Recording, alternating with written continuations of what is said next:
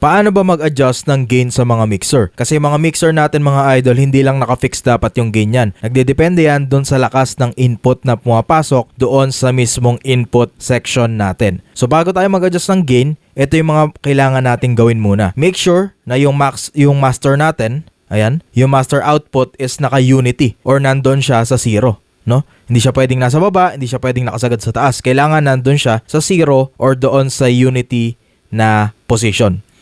Pati yung channel na i-adjust natin yung gain, for example sa microphone, kailangan din is naka 0 siya or nasa unity, ano?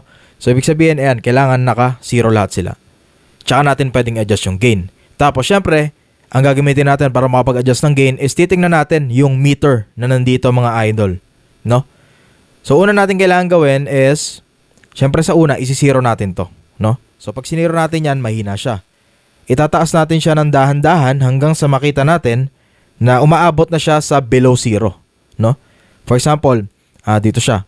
Kailangan i-testing natin siya sa kung gaano kalakas natin siya gagamitin. Hindi natin siya pwedeng i-soundcheck ng bumubulong lang tayo, ganito, tapos set natin yung gain.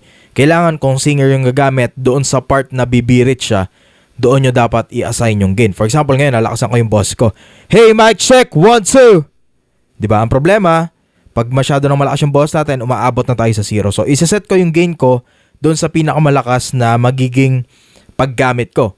For example, meron akong part na sisigaw ako na ganyan. So, alright, mic check, 1, 2. Hey, check, check!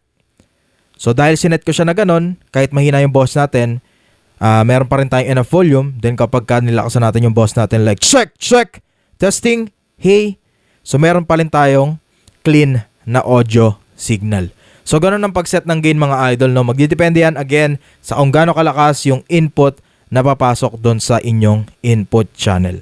So, yun lang mga idol. If may tanong kayo about this one, iwan nyo lang yan sa comment section and see you next video mga lods. Alright.